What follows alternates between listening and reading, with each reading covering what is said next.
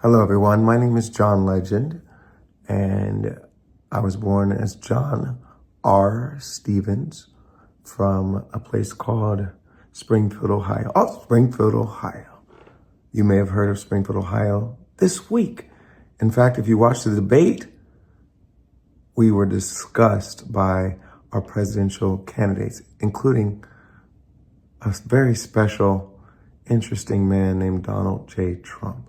Now, Springfield has had a large influx of Haitian immigrants who have come to our city. Now, our city had been shrinking for decades. We didn't have enough jobs. We didn't have enough opportunity. So people left and went somewhere else. So when I was there, we had upwards of 75,000 people. And in the last 5 years, we were down to like 60,000 people.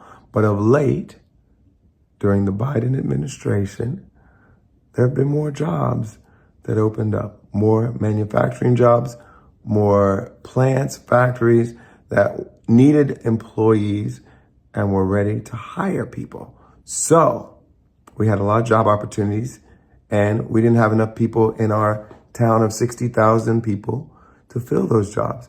And during the same time, there had been upheaval and turmoil in Haiti, and the federal government granted visas and immigration status to a certain number of Haitian immigrants so they could come to our country legally.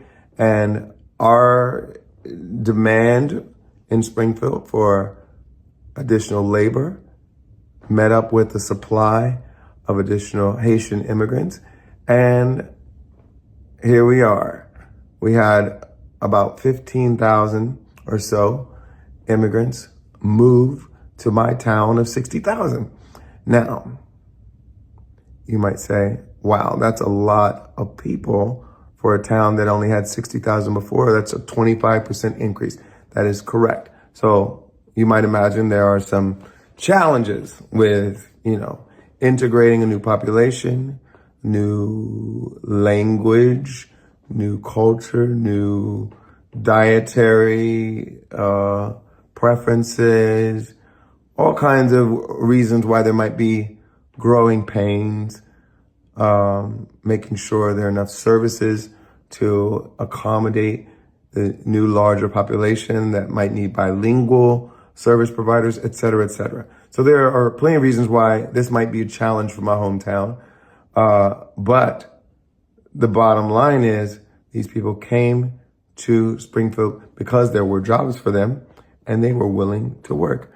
And they wanted to live the American dream, just like your German ancestors, your Irish ancestors, your Italian ancestors, your Jewish ancestors, your Jamaican ancestors, your Polish ancestors, all these ancestors who have moved to this country, maybe not speaking the language that everyone else spoke, maybe not eating the same foods, maybe having to adjust, maybe having to integrate, but all coming because they saw opportunity for themselves and their families in the American dream, and they came here to do that. Some facts about immigrants.